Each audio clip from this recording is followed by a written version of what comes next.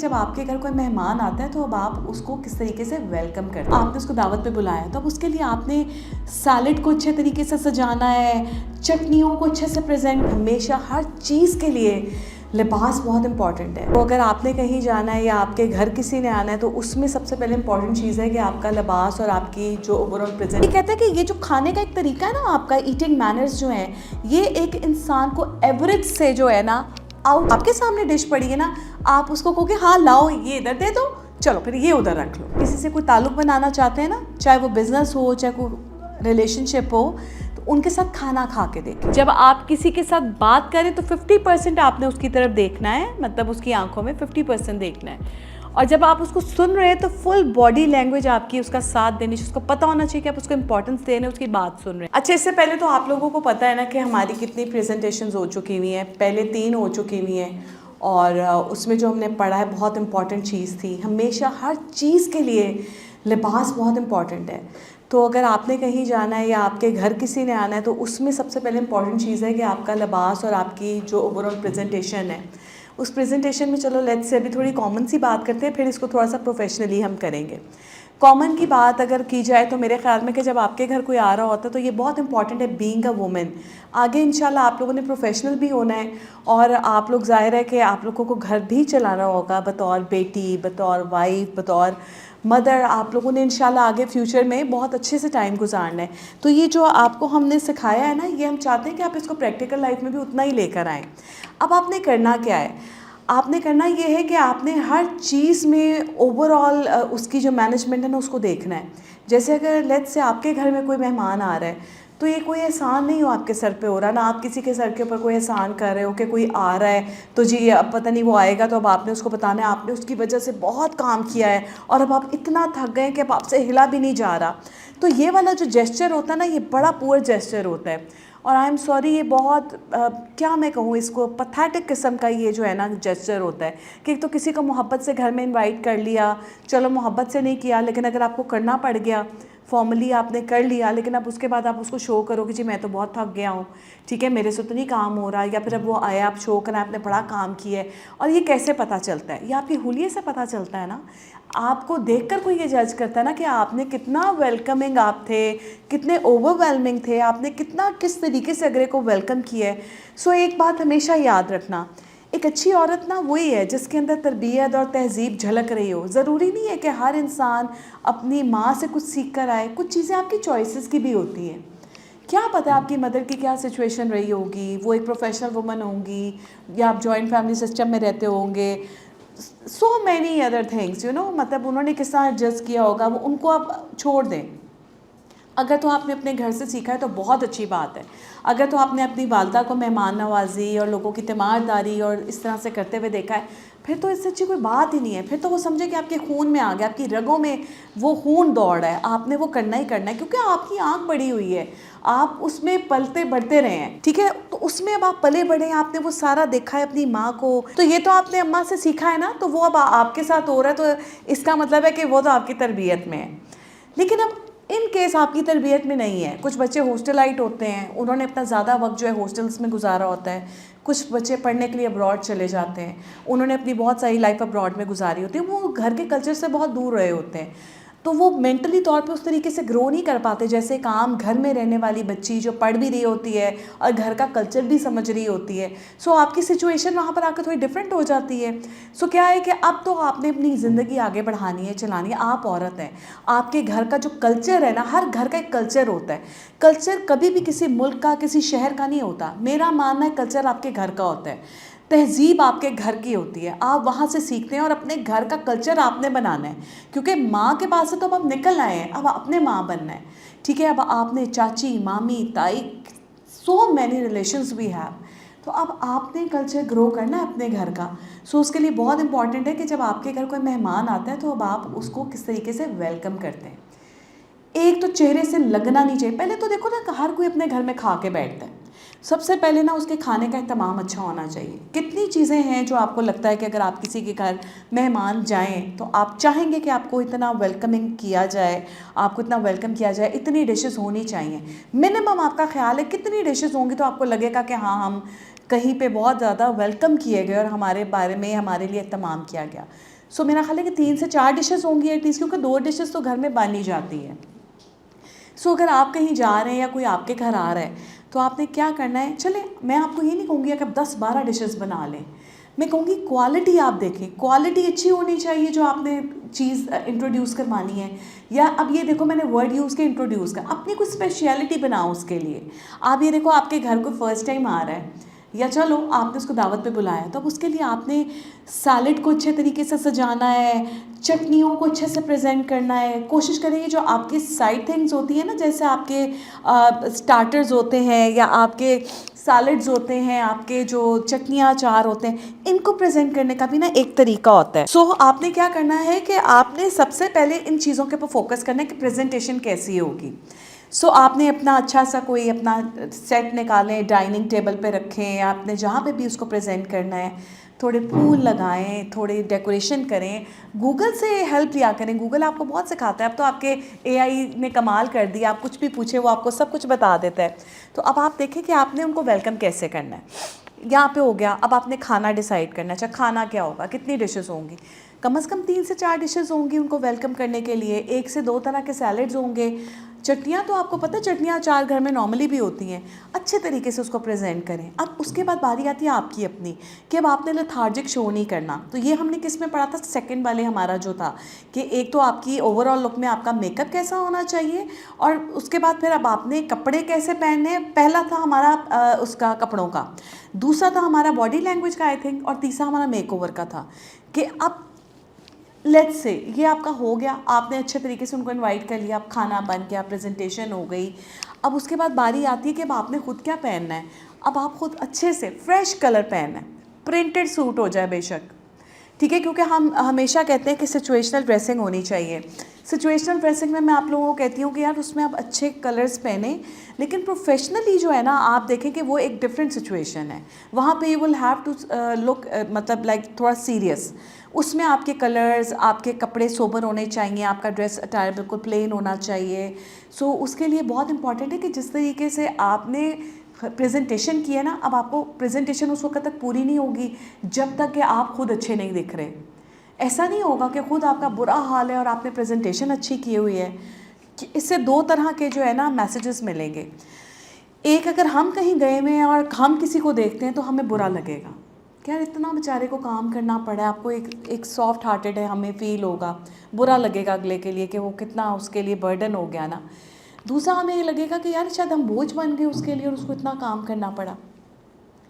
अब दूसरी साइड पे आप देखें कि अगर आपके घर कोई आया है तो फिर अब आपको भी बुरा लगेगा, आप उस तरीके से ना उसको वेलकम नहीं कर पाएंगे, क्योंकि जैसे हम लोग तैयार होते हैं ना, हमारी एक वाइब आती है, उस वाइब से ही हमारा जेस्चर चेंज होता है, हमारी लुक्स चेंज होती हैं, हमारे अंदर एनर्जी आती है। अब जब अच्छे से ड्रेसअप भी नहीं हो, थके हुए हो, चला नहीं जा रहा, चाल भी फुल ख़राब है, एक तो पागलों की तरह ना किचन में नहीं लग जाना, थोड़ा ना अपने आप को ब्रेक देनी। और ये नहीं करना कि आज मैं किचन में खाने पका रही हूँ ना तो बस अब साथ में मैं खुद तो नहीं कुछ खाऊंगी। Your body needs attention, energy as well. तो अब आपको साथ साथ खुद भी तो कुछ खाना पीना है ना, उससे आपको एनर्जी आएगी। फिर आप उसमें कुछ ऐसे कर सकते हो, अपने किचन में सीट रखो, बैठो, वहाँ पे आप कटिंग शटिंग कर लो, ताकि आप ज़्यादा थको ना। ठीक है, हमारी आदत होती है हम सारा काम खड़े होकर करते हैं, एंड में हमारी इतनी हरकत नहीं रह जाती कि हम हिल भी सकें। मेहमान आते हैं, हम कहते हैं कोई उठ के खुद ही पानी ले ले प्लीज़, कोई खुद प्लेट पकड़ ले।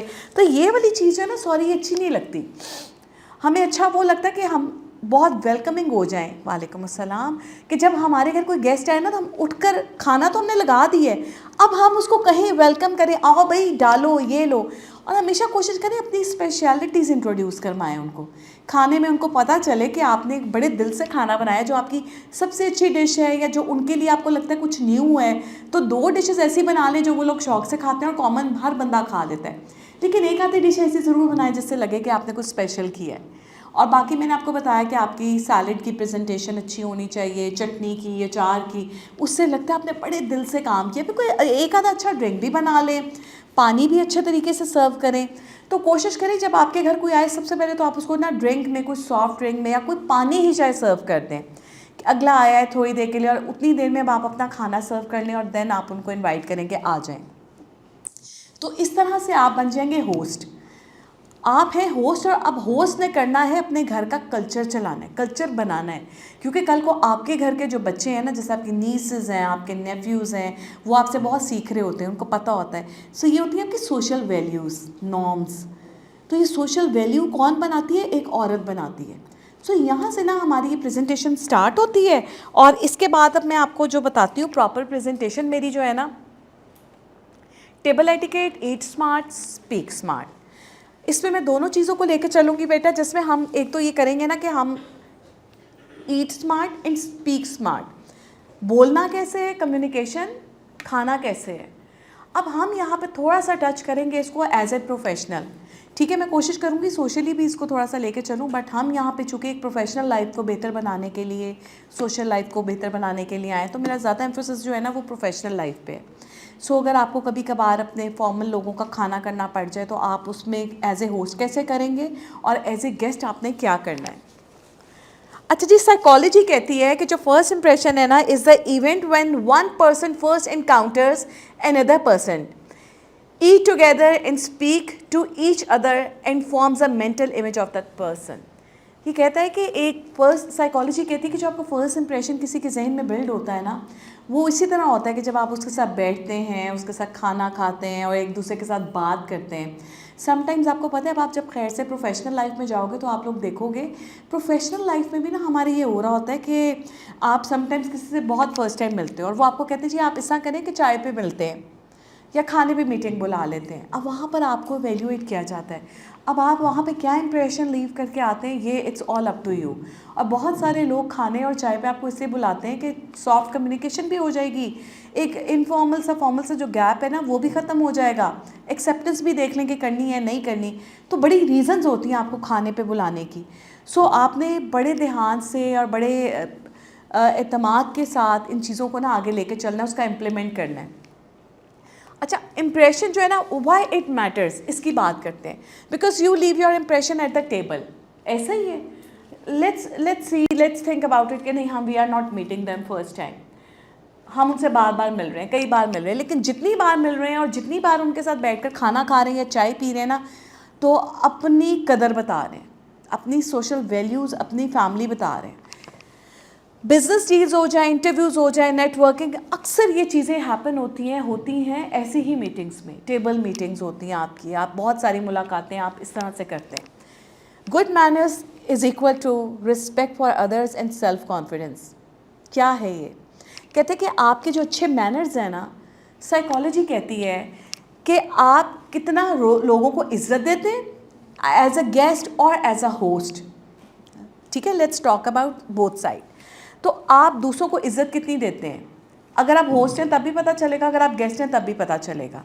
ठीक है, प्लस सेल्फ कॉन्फिडेंस, आपके अंदर सेल्फ कॉन्फिडेंस कितना है, तो ये क्या हो गई, आपकी सोशल वैल्यूज़ हो गई, आपकी तरबियत हो गई है।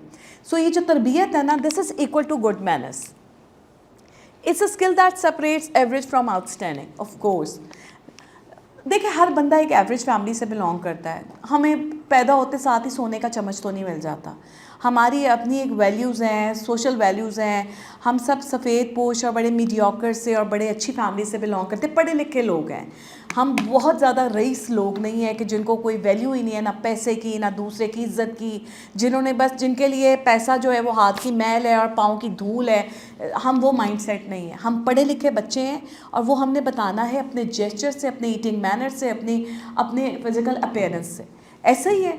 तो अब क्या है, ये कहते हैं कि ये जो खाने का एक तरीका है ना आपका, ईटिंग मैनर्स जो हैं, ये एक इंसान को एवरेज से जो है ना आउटस्टैंडिंग बताता है। देखने और खाने वाले को, आपके साथ बैठने वाले को ये पता ही नहीं चलता आपकी बैकग्राउंड क्या है। आप अच्छे तरीके से बर्ताव कर रहे हैं खाना खाते हुए, तो that shows you are very outstanding personality. आप जैसा तो कोई है ही नहीं। यू नेवर नो आप कौन से शहर से ताल्लुक़ रखते हैं, कौन से कस्बे से रखते हैं, बस वहाँ ये पता चलेगा आप कौन सी यूनिवर्सिटी और कौन से अदारे से सीख कर आए हैं। ये आपकी वैल्यूज़ हैं, ये आपके बारे में बताएंगे। राइट, यहाँ तक समझ में आ रही है आपको? आप लोग इत्तेफाक करते हो मेरी इन बातों से? ओके। अच्छा, अब बिफोर यू सिट, सबसे पहले हो गया कि आपने कपड़े पहन लिए, सब कुछ ये हम पढ़ चुके हैं, आपकी ड्रेसिंग के बारे में हम पढ़ चुके हैं, आपके जेस्चर के बारे में हम पढ़ चुके हैं, बॉडी लैंग्वेज में आपको सिखा चुकी हुई हूँ। लेकिन अब कम्युनिकेशन की बात हो रही है, अब आप बैठते कैसे हैं। बैठने से पहले कहते हैं कि आप ना सबसे पहले तो अपनी जो टोन है ना उसको सेट करें। आप कहीं पे गए हैं, आप यू आर इन्वाइटेड समवेयर, तो सबसे पहले तो कोशिश करें कि 5 मिनट पहले जाएं। 5 मिनट पहले is on time in dining, ठीक है। साइलेंस योर फोन, अपने मोबाइल को साइलेंट पे लगा दें। फेस डाउन और अवे, अपना सर थोड़ा सा झुका हुआ रखें, इसे तन के नहीं आपने रखना। ये हमने बॉडी लैंग्वेज में भी पढ़ा था कि अकड़ जो है ना, वो गरूर जो है ना, वो हमारे अंदर नहीं होना चाहिए, ठीक है। दरख्त को ही खड़ा रहने दें, आप पत्ते बन जाएं। और कहते हैं कि हमेशा झुके हुए टहनी को ही फल लगता है। तो आपने अगर कुछ बनना, कुछ करना है तो झुकाव आपकी पर्सनालिटी में होना है। मैं आपको ये नहीं कहूँगी कि आप बिल्कुल ही ऐसे हो जाएं, मैंने आपको बॉडी पोस्चर में ये सिखाया भी नहीं है। लेकिन मैं कहती हूँ एक आपकी ना तरबियत और तबीयत में झुकाव होता है, जो आपके खड़े होने से, बैठने से पता चलता है कि आप बहुत डाउन टू अर्थ हैं। आप समझ रहे हैं मेरी इस बात को।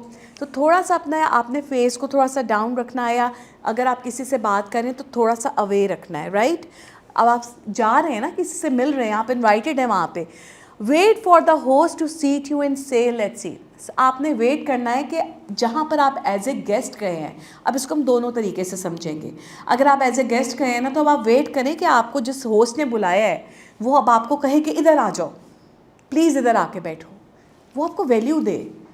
इधर अगर आप होस्ट हैं तो आपकी तमीज़ होनी चाहिए कि आपने जिसको बुलाया है, अब आपने उसके सामने ये नहीं शो करना कि अब आप बहुत थके हुए हैं, आपसे तो कोई काम नहीं होगा, आ जाओ भी, बैठ जाओ, आ गए हो चलो जी आओ बैठ जाओ। ऐसे नहीं होता, आपको उसको वेलकम करना पड़ता है। आप पढ़े लिखे बच्चे हैं, तहजीब वाले हैं, आपने खड़े होकर उनको उनकी जगह बतानी है, देखना है पहले कौन सी जगह है। आप काउंट करके रखें आपके कितने गेस्ट हैं, और हमेशा गेस्ट से ऊपर 2-3 जगह होनी चाहिए, ताकि कोई अपनी स्पेस जो है अपनी मर्ज़ी से भी सिलेक्ट कर सके। तो आप उसको कहीं इधर बैठ सकते हैं या आप इधर बैठ सकते हैं, आप उसको इम्पॉर्टेंस दें, उसको लगे आपने उसको बहुत मोहब्बत से बुलाया है। सो ये दोनों चीज़ें हो गई। और अब आप गए हैं तो आप वेट करें कि आपका होस्ट आपको वेलकम कर रहा है, आपको कह रहा है कि इधर आकर बैठें, राइट। अच्छा, हमेशा आपने देखना है कि अपने जोन को समझें, आपका जोन क्या है। खाने के मैनर्स हम सीखते हैं, लेकिन छोटी छोटी चीज़ें हम आज प्रेजेंटेशन में जो शेयर कर रहे हैं, ठीक है। आपने ये देखना है कि आपकी प्लेट हमेशा लेफ़्ट साइड पे होती है, और ग्लास जो है जहाँ से आपने पीना है वो हमेशा राइट साइड पे होता है, ऐसा ही है। तो अब आपने टेबल सेटिंग करते हुए भी इस रूल को याद रखना है कि आपने कौन सी चीज़ कैसे प्लेस करनी है, वो मैं आपको एंड में बताऊंगी। फोक्स लेफ्ट, नाइफ्स और स्पून जो है वो राइट पे होंगे, और work outside in, I am sorry ये पता नहीं ये बीच में क्या आ गया है। फोक्स आपके लेफ्ट साइड पे है, और इसका कहने का मतलब है कि जो आपकी छुरी और कांटा है ना, छुरी और स्पून यानी चम्मच, ये आपके राइट साइड पे है। नैपकिन गोज ऑन लैप, आपका जो नैपकिन है ना, जो उसे वो पसीना साफ करने के लिए नहीं रखा जाता टेबल के ऊपर। अब मैं आपको 2 रूल और 2 अंडरस्टैंडिंग समझाऊंगी। कुछ लोग कहते हैं कि जी अमेरिका का ये रूल नहीं चलता कि आप यहाँ पे टाई करें। क्यों टाई ना करें भाई यहाँ पे? If I am wearing silk clothes, तो मैं तो अपने नैपकिन को यहाँ पे लगाऊंगी। मैंने देखा है कुछ लोगों में ये प्रॉब्लम होता है, उनका ना बेली फैट बहुत ज़्यादा होता है। तो क्या होता है कि अगर तो वो टेबल पे ऐसे बैठे हैं और वो थोड़ा सा दूर बैठे हैं, तो जब वो खाना खाने लगते हैं तो क्या होता है कि वो खाना गिरने का भी तो होता है ना खदशा। अब बोलते हम ये सिखाते हैं ना कि स्लोली ग्रैब करें और छोटा नवाला लें, ये सब बच्चों को पता है, सब पढ़े लिखे घर से तहजीब सीख कर आएँ। लेकिन हम फॉर्मली थोड़ा सा जो पढ़ रहे हैं ना, वो ये है कि अगर आपका नैपकिन लैप पे नहीं है और आपका थोड़ा सा बेली फैट है, या आपको लगता है आपने बड़ा सेंसिटिव क्लोथ पहना हुआ है कि इस पर खाना ना गिर जाए या पानी का सिप ना गिर जाए, क्योंकि समटाइम्स हमारे हाथ में चीज़ें नहीं भी होती, कभी कभार हर एक से गलती हो जाती है, इसको इतना जज नहीं करना चाहिए। लेकिन ये कि आप जज तब होते हैं जब आप एक के बाद दूसरी, दूसरी के बाद तीसरी, तीसरी के बाद चौथी कोई मिस्टेक कर रहे होते हैं। आप पहली चीज़ पे जज नहीं होते। अगर आप ओवरऑल एक अच्छा जेस्चर रखते हैं, कॉन्फिडेंस रखते हैं, अच्छे से खा रहे हैं, तो अगर एक आधी मिस्टेक होती है तो वो मिस्टेक होती है, बाय मिस्टेक हो जाता है ना। आप किसी को इतना जज करें ना कोई आपको इतना जज करे, तो ये वाला माइंडसेट है हमारा, ऐसे ही है। तो क्या है कि अगर तो आपकी टांगें चली गई ना टेबल के अंदर, तो समझे लैप तो आपकी ईजी है, तो फिर आप अपना जो नैपकिन है उसको यहाँ पे टाई कर सकते हैं फ्रंट पे, ताकि खाना खाते हुए आपके कपड़ों पे कुछ भी ना गिरे। और अगर आप you are sitting away from table, और अगर टेबल नहीं है और आप लोग ओपन स्पेस में बैठे हुए चेयर के ऊपर, तो फिर आप ऐसे कर सकते हैं कि आप अपने नैपकिन को अपनी लैप पे डालें, प्लेट पकड़ें और फिर उसको खाएं, राइट। तो ये 2 चीज़ें हैं नैपकिन को यूज़ करने की। नैपकिन का मैं आपको आगे यूज़ बताऊंगी, आपने और क्या क्या करना है, ठीक है जी। अच्छा, इसके बाद if step on table went on, ठीक है, ये मैं आपको आगे बताऊंगी नैपकिन का एग्जैक्ट यूज़ क्या है। मतलब आप उसको उसी वक्त नैपकिन से आप अपना मुंह नहीं साफ़ करते, पसीना नहीं साफ़ करने बैठ जाते। कुछ लोगों को लगता है कि जी ये अगर टेबल पे पड़ा हुआ तो उससे ये भी होगा, ऐसे से मुँह साफ़ कर रहे होते हैं। ये कोई मैनर्स तो नहीं है। वो नैपकिन आपको इसलिए नहीं दिया जाता, नैपकिन आपको पसीना साफ़ करने के लिए नहीं दिया जाता। सो अब आपने इन छोटे छोटे रूल्स को फॉलो करना है, तभी आप फॉर्मली मूव कर सकेंगे अपने प्रोफेशनल एनवायरनमेंट में। Habits few people keep by default. कुछ लोगों में ना ये मसला होता है, ये मसला ही मैं कहूँगी, जैसा अब मैंने आपको सिचुएशन भी बता दी है। बहुत बच्चे वालिदैन की तरबियत में रहते भी नहीं है, कोई अब्रॉड में है या कोई हॉस्टलाइट है, तो उनको कोई रोकने वाला नहीं है, समझाने वाला नहीं है, ये एक सिचुएशन हो सकती है। बट बहुत सारे बच्चे तो घरों में रहते हैं ना, लेकिन उनके अंदर बाय डिफ़ॉल्ट हर बच्चे को माँ नहीं समझाती कि बेटा मुंह बंद करके खाओ। कुछ बच्चों में बाय डिफ़ॉल्ट ही तहज़ीब बहुत ज़्यादा होती है, लेकिन कुछ बच्चों के अंदर ये नेचुरली चीज़ पाई जाती है। खाना खा रहे हैं, बोल रहे हैं, मुंह के अंदर नवाला है और बोली जा रहे हैं। किसी ने कभी फेस किए ऐसे लोग? किस किस ने फेस किए हैं? कितना बुरा जेस्चर आता है ना, आपको आप उसका कंटेंट गायब हो जाता है, आप बस आपका दिमाग गायब हो जाता है इस बात पे कि यार इसको तमीज़ ही नहीं है, भाई मुँह से नवाला ख़त्म करो और फिर बात करो। हमारे जहन में ये आता है ना, तो हम सुन ही नहीं रहे होते वो क्या बात करें, हम अपनी बात पे खो जाते हैं। च्यूइंग विद ओपन माउथ, पच पच पच की आवाज़ें आ रही होती हैं, और ये बड़े बड़े लायक लोग भी ऐसे होते हैं। अब ये समझ में आती है कि यार इतनी उम्र में पहुँच कर भी उनको नहीं पता चला कि कैसे खाना है। सो ये वाली तहज़ीब, ठीक है, तो ये भी बाय डिफ़ॉल्ट कुछ लोगों में पाई जाती है। स्लर्पिंग लिक्विड्स, मैं तो ऐसे पीता हूँ, श्योर चाय, हाँ चाय, मेरी भी चाय आई हुई है, मेरी चाय बहुत ज़्यादा ठंडी होना शुरू हो गई है। वैसे मैं पीती चाय ठंडी हूँ, लेकिन मुझे ये होता है कि मेरी चाय आनी गर्म चाहिए। और स्लर्पिंग से याद है, पहले मैं ख़ुद तो देखूँ मुझे तमीज़ है कि नहीं, मुझे तमीज़ है अच्छा खैर, स्लर्पिंग लिक्विड्स ना कुछ लोग बड़े मज़े से पी जाते हैं और उनको लगता है वो इन्जॉय कर रहे हैं, बट ये नहीं पता होता अगले वाले का कितना टफ टाइम है ये आपका साउंड दूसरे को कितना बुरा लग रहा है। Spreading sausage on legs while eating something juicy, oh my God, yes reality है।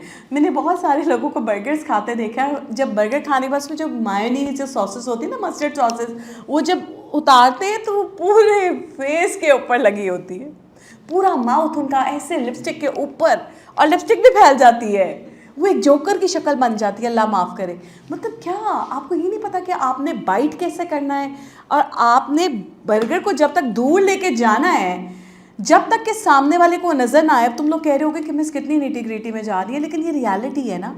अगर किसी को नहीं पता तो हम बता सकते हैं, आप बता सकते हैं कि बर्गर का मतलब क्या है। बर्गर खाया है, अब जब तक बर्गर को अपने लिप्स से अवे लेके जाना है ना, और दूसरा आपके लिप्स नहीं देख पा रहा है, छुपे में अभी तक बर्गर आ गया है, बर्गर पीछे उस वक्त जाएगा जब तक कि आप अपनी बाइट को प्रॉपर अंदर कर लें और अपने लिप्स से अपनी टंग से अपने लिप्स को थोड़ा सा क्लीन कर लें। तो क्या हुआ है, अव्वल तो कोशिश करें कि तमीज़ से खाएं ना, आपने उसको इतना ज़्यादा फेस पे लगाना क्यों है, समझ रहे हो। अगर बहुत ज़्यादा सॉसेस हैं तो उसको साइड पे कर दें। आपको दिया जाता है, फोक दिया जाता है, आपको नाइफ दी जाती है, आपके पास स्पून्स होते हैं, कुछ भी होता है, तो आप खाएं इस तरीके से कि आपके दांत उसको बाइट करें, ना कि आपके लिप्स उसको हेल्प कर रहे हो बहुत ज़्यादा। अल्लाह ताला की देखो नेमत है, हर चीज़ जो है वो कितनी इंपॉर्टेंट है, हमारे लिप्स, हमारे दांत, हमारा माउथ, हर चीज़ इंपॉर्टेंट है। और खुदा ना खास्ता, अल्लाह ना करे कभी भी किसी के साथ ऐसा हो, लेकिन जिसके ये नहीं होते सही, उनको पता चलता है कि ये कितनी बड़ी हेल्पिंग चीज़ है, ये कितनी बड़ी सपोर्ट है। तो अब बर्गर जा रहा है पीछे, उतनी देर में आपने अपने लिप्स को भी क्लीन करना है और अपनी बाइट को भी अंदर करना है। ये थोड़ी है कि अब आपने बर्गर पीछे कर लिया और अब आधा बर्गर की बाइट बाहर और अब अंदर जा रही है। कोई बैनर्स होते हैं ना, पता तो इसी तरह लगता है ना कितने पढ़े लिखे और कितने बाशाऊर इंसान हैं। सो ये इसको बर्गर को खाने का, या शवारमा है या रैप्स हैं, इनको खाने का बेस्ट वे ये है, अच्छा, प्लेसिंग एल्बोज ऑन टेबल। अक्सर मैंने लोगों को देखा है कि वो खाना खाते वक्त ना टेबल के, डाइनिंग टेबल के ऊपर एल्बोज रखते हैं। और क्या होता है, जब आप डाइनिंग आउट के लिए जाते हैं तो वहाँ पे जो टेबल्स होती हैं उनके साइड पे सपोर्ट नहीं होती, वो ऐसे रखते हैं और दूसरों की कुछ पता नहीं सब उड़ जाए आगे से, और अक्सर मूव कर जाता है बहुत ज़्यादा। तो फिर उनको समझ आता है ओह अच्छा ये रखना नहीं है। असल में इसकी एक रीज़न ये होती है, वो आपको समझा रहे होते हैं, पुत्र इंज नहीं खाईदा, ठीक है, इस तरह ऐसे टेबल के ऊपर हाथ नहीं रख के बैठते, ये कोई सपोर्ट नहीं है। अपने एल्बोस को कंट्रोल करें, खाने को आप मैनेज करें, भाई हाथों से खाना है, कोनियों से थोड़ी खाना है। तो ये इतना इजी होके बैठने की ज़रूरत नहीं है, ठीक है, फॉर्मली आप इस तरह से नहीं बैठ सकते। हाँ, कुछ लोगों को कटलरी नॉइज़ बहुत होती है, पता चलता है छुरी फाड़ लेती है, बकरा ज़िबा हो रहा है, लगता है टका टक है, कांटे से ऐसे चिक चिक चिक की आवाज़ आ रही होती है, और वो आपको लगता है कि यार ये क्या हो गया, मतलब अल्लाह माफ़ करे, खाना खा रहे हैं, क्या कर रहे हैं। और ये जो साउंड होता है ये दूसरों के लिए बड़ा ट्रबलिंग होता है, दूसरे बहुत अनॉय होते हैं। अक्सर लोग बात करते करते रुक जाते हैं, कहाँ से चम्मच की आवाज़ आ रही है, और हम लोग ऐसे लोगों को फिर जज भी करते हैं ना, हमें बुरा लगता है कि यार ये क्या कर रहे हैं, इसको खाना नहीं खाना आता। Eating while standing near food serving tables. अच्छा, कुछ लोगों को मैंने भी ये भी देखा है कि खाना जहाँ पे सर्व हुआ हुआ है, अब क्या करेंगे कि खाने की टेबल के पास ही खड़े हो जाएंगे, भी खाना आपके लिए या आपने ही खाना है, थोड़ा सा डालें और बैठ जाएं। लेकिन नहीं, प्लेट भी भर लेंगे, पास भी खड़े रहेंगे ताकि मैं एक बाइट लूँ और डालूँ। और इसमें से मैक्सिमम लोग मैंने ऐसे देखे हैं जो एंड में अपनी प्लेट को इतना गंदा करके छोड़ते हैं, उसमें इतना रिज़्क़ का ज़िया हुआ होता है, और वो उसी तरह टेबल पे जाके रख रहे होते हैं। फिर लोग क्या करते हैं कि बार बार प्लेट्स चेंज करते रहते हैं, कि एक दफ़ा प्लेट ली है उसमें खाना डाला है तो अब बहुत फॉर्मल बन रहे हैं जी, उनको लग रहा है ये तहज़ीब और तमीज़ का मुज़ाहिरा है कि अब मैंने कोई और चीज़ लेनी है, जाके मैं दूसरी प्लेट लूँगी और फिर मैं डालूँगी। भाई आप अपनी प्लेट को तहज़ीब के साथ क्यों मैनेज नहीं कर सकते? आप उसके एक पोर्शन में खाना डालें, उसका बाकी 3 पोर्शंस बिल्कुल साफ़ है। हाँ, वो और बात है अगर आपने उसको पूरा ही भर ली है, ठीक है, एक तमा है ना, ये लालच है कि पता नहीं मुझे दोबारा मिलेगा कि नहीं मिलेगा। थोड़ा थोड़ा बाइट्स में टेस्ट करें, डिसेंसी के साथ। हम सब अपने घर में खा के बैठते हैं, हमेशा खाना खाते हुए ये देखा करें पीछे कितने लोग हैं। फॉर्मली जब हम कहीं जाते हैं ना डाइनिंग आउट के लिए, तो डाइन आउट में आपकी बहुत बड़ी रिस्पॉन्सिबिलिटी है कि आप देखें कि जिस होस्ट ने खाना ऑर्डर किया है, आजकल आपको पता है डाइन आउट करना कितना मुश्किल है, इतना एक्सपेंसिव है, बट हम लोग करते हैं, हम लोग जाते हैं, it's a necessity of life right now. अब तो ये प्रोफेशनली ये ज़रूरी हो गया है, बट ठीक है, अब आप ये देखें कि आपके साथ कितने और लोग हैं। हो सकता है होस्ट से मिस्टेक होगी, उससे खाना इतना ऑर्डर ना किया, बट अब आप लोगों का ये फ़र्ज़ बनता है एक दूसरे को देखें कि किसने कितना लेना है, किसी और ने भी खाना है, ऐसे ही है। Okay, like filled up plates की भी बात हो गई है कि बहुत ज़्यादा प्लेट को भर देना और उसको इतना भर के फिर उसको ज़ाया कर देना, ये नहायत बैड मैनर्स और अनप्रोफेशनलिज्म है। Food plates and glasses stock on helping table, मतलब वो प्लेट्स लाई जाते हैं और उसके बाद जो स्टूपिड हरकत दूसरी होती है कि जो सामने वाली टेबल है ना, उस पर बर्तन रखी जा रहे हैं, बर्तन पे बर्तन रखी जा रहे हैं। अल्लाह माफ़ करे, वो कोई वॉश बेसन नहीं है, वहाँ पर और भी लोग आए हुए हैं, बैठे हुए खाना खा रहे हैं। आप यार अगर आपने प्लेट चेंज करनी है, अपनी प्लेट वहाँ पे रख के आएँ जहाँ पे खाना लगा हुआ है, जहाँ पर दूसरे लोगों ने प्लेट्स रखी है उधर रख कर आएँ। ये आपकी तहजीब आपको क्या इजाज़त देती है कि आपने खाना खाया और अब आप प्लेट उठा के सामने रख रहे हैं, फिर जा रहे हैं प्लेट लेकर आ रहे हैं, फिर वो सामने रख लें, 3 ग्लासेस आपने रखे हुए हैं, और तो और अल्लाह माफ़ करे बॉटल पीनी है, 3-3 बोतलें ला के टेबल पर रख ली। देखने वाले को लग रहा है अच्छा इतने सारे लोग बैठे हुए हैं, लेकिन वो बोतलें एक ही बंदे की होगी। एक्सट्रीम लेवल का लालच कि बस मैंने आज ये पी के जानी है, एंड में पियो या ना पियो, फिर लोग पूछते हैं ये बॉटल किसकी है, तो उसके बाद वो चुप करके बैठ जाते हैं कि आप पी तो जा नहीं रही, तो अब चुप रहो, क्यों बताना है कि मेरी है। फिर बीच में से कोई ना कोई बता देता है फलाने बहन की थी, है ना, तो कितना आपका इमेज ख़राब होता है छोटी छोटी बातों से। That's why dining etiquettes are important. अब इतनी सारी मिस्टेक्स के बाद बनता है ना कि हम थोड़े एटिकेट सीखें, हमें थोड़ी नॉलेज होनी चाहिए। सो ये सारी रीजंस है कि सबसे पहले तो awareness of the social norms and behaviour in a social और dining environment. Second point is table manners can be important to showing that you are polished and professional. तीसरा point है जी social and/or dining environments can be great ways to get to know professionals and a great place to make a good impression. अब देखो social norm से और आपका जो behaviour है ना उससे नॉलेज और अवेयरनेस रखने के लिए dining environment is very important. कि जब आपने अपने साथ किसी के साथ काम करना है या किसी को रखना है अपने साथ, तो आप उसके साथ बैठ के ना डाइनिंग टेबल पे देखेंगे कि वो किस लेवल का बंदा है। उसके खाने पीने से, आपको सर्व करने, समटाइम्स पता है क्या होता है, समटाइम्स खाना होस्ट ने ऑर्डर किया होता है लेकिन जो गेस्ट होते हैं ना वो इस तरीके से आपको खाना सर्व कर रहे होते हैं जिससे लगता है कि वो होस्ट हैं। This is not a bad thing. मतलब अगर आप अपने खाने को शफल करें ना, that is very good thing. क्यों? क्योंकि देखिए बैड मैनर्स क्या हैं, हम कहते हैं गुड मैनर्स आर कि जो खाना मेरे सामने पड़ा हुआ ना मैं उसको वेल करूं। वो चीज़ बुरी है कि मैं आगे आगे हाथ करके तो मैं डिशेस उठा रही हूँ, बुरा लगेगा। तो अब बाकियों का क्या काम है, उन्होंने थोड़ा सा डाल लिया है, अब आप इस तरह करके तो नहीं रखेंगे कि उधर रख दो। अब आपने क्या करना है, अपनी डिश में से डाल लिया है, खाना शुरू कर दिया, थोड़ी देर बाद वो डिश उठाएंगे और अब आप सामने वाले को कहेंगे this is really delicious, you must taste it, ये लो खाओ, तुम भी इंजॉय करो, पकड़ो। अब ये तरीका है कि वो डिश आपने उधर पास कर दी, वो कहेगा अच्छा चलो, आप ये डिश उसको देंगे असूलन। असूलन अगर आपको कोई कह रहा है, लेट्स से आपने उसको कहा है, तो अब आपका क्या काम बनता है कि अब आप दूसरी जो आपके सामने डिश पड़ी है ना, आप उसको कहोगे हाँ लाओ ये इधर दे दो, चलो फिर ये उधर रख लो।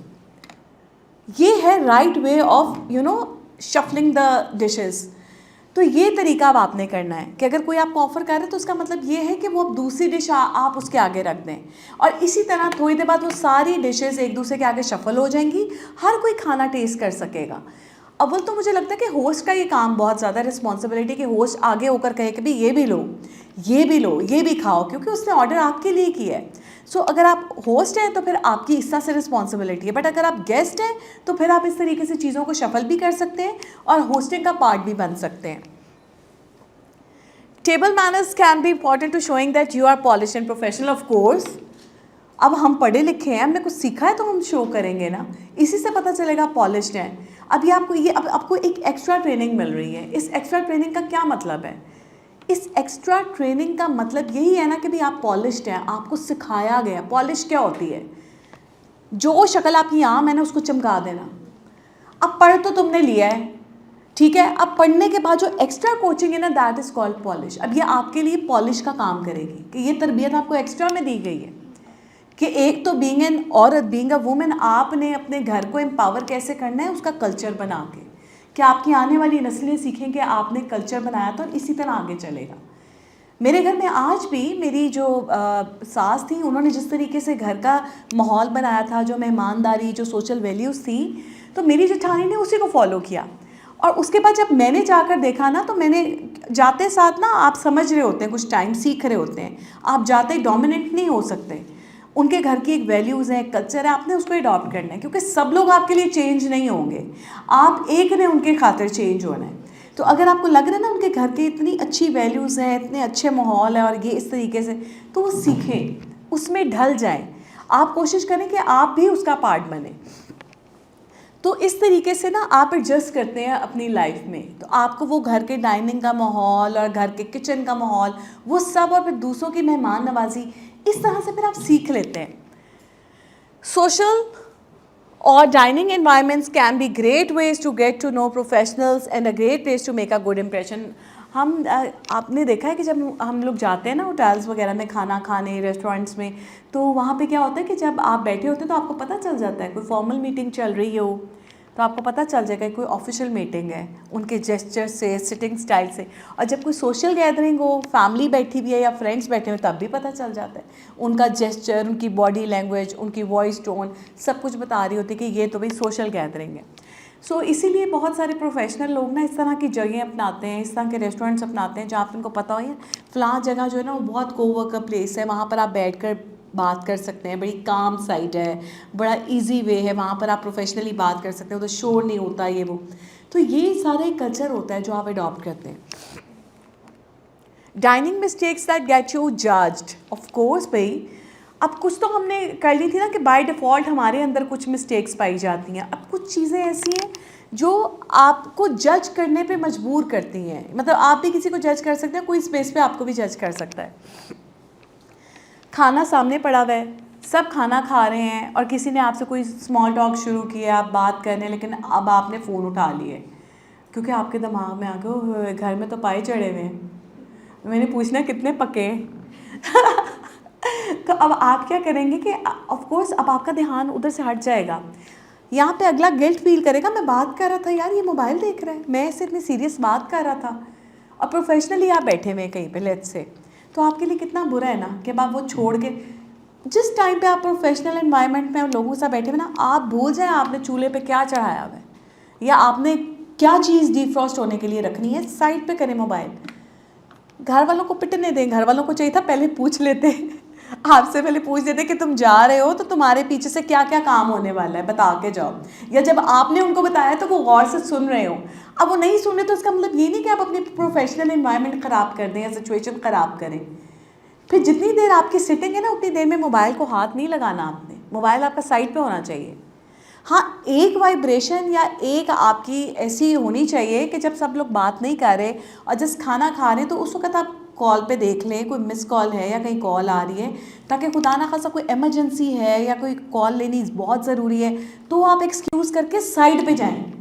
बीच में बैठ के कॉल नहीं सुननी, एक्सक्यूज़ मी प्लीज़, क्योंकि आप घर के मसले बैठ के ऑफिशियली तो नहीं डिस्कस करेंगे, क्योंकि फिर पता क्या होगा, फिर आप प्रोफेशनल नहीं दिखेंगे, आई एम सॉरी आप सीरियस नहीं दिखेंगे, और जब आप सीरियस नहीं ना दिखेंगे लोग आपको ना एमी शैमी लेना शुरू कर देंगे, वो आपको ईजी लेना शुरू कर देंगे।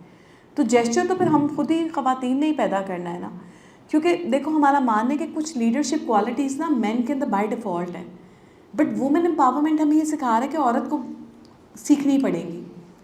ये हम सबका मानना है कि हमारे अंदर वो चीज़ें जो है ना वो सोना नहीं है, सोना नहीं है, ठीक है।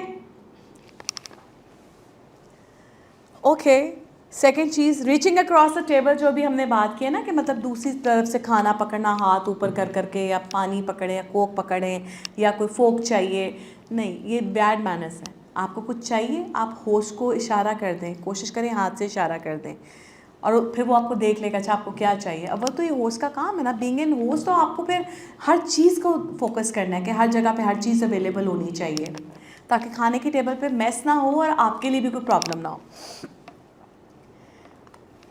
Of course putting any dish in front of you, मतलब कोई डिश आपको पसंद है अब आप अपने आगे रख लें आप उसी में से खुद ही खाई जाए और किसी का ऑफर ना करें, ठीक है। तो ये भी क्या है, डाइनिंग मिस्टेक्स में से एक है।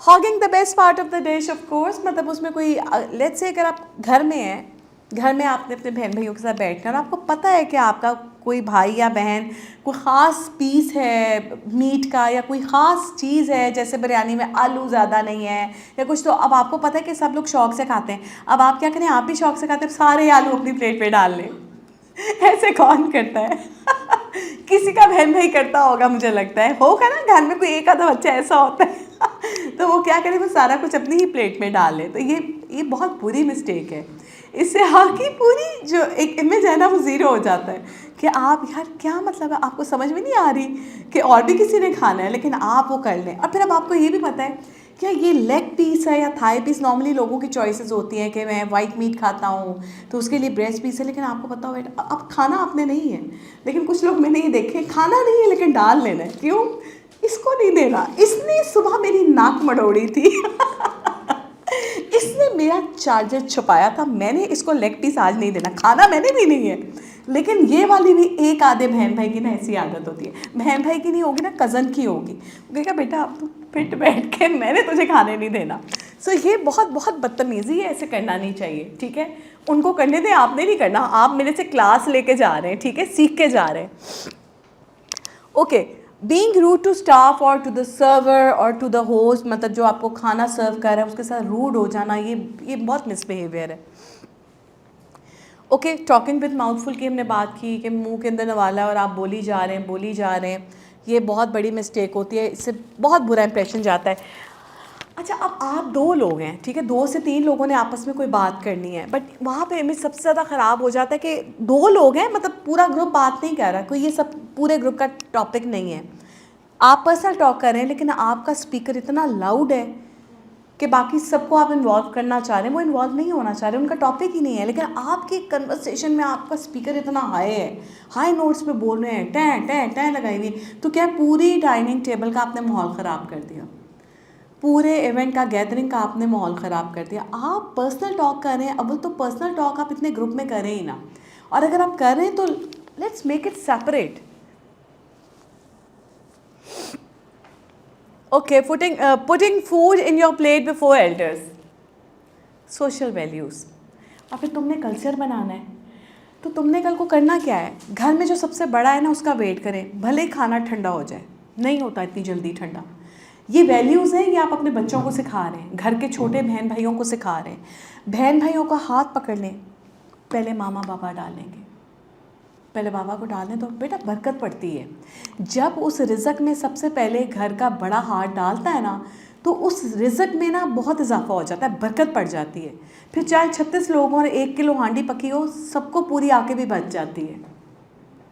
तो ये बरकत के हाथ होते हैं बड़ों के, सबसे पहले स्टार्टिंग उन्हीं से लेनी चाहिए, और ये आपकी ना सोशल वैल्यूज़ को शो करती है। तो इसी तरह जब आप किसी फॉर्मल एनवायरनमेंट में हो और आपने प्रोफेशनल सिटिंग करनी हो, तो वहाँ पर भी आप देखें कि पहले बॉस डाल लें, फिर आपके सीनियर्स डाल लें, देन आप लें। कई जगह पे आपको बहुत ज़्यादा कहा जाता है कि आप डालें, लेडीज़ हैं, लेडीज़ फर्स्ट। ठीक है, अगर कोई कह रहा है तो फिर आप डाल लें, बहुत ज़्यादा उसके साथ कन्विंस करना ना शुरू कर दें। लेकिन आपको जो आपका बिहेवियर कहता है, जो आपके नॉर्म्स कहते हैं, वो यही कहते हैं कि आपने मैनर्स में रहना है। What will be judged about you by others?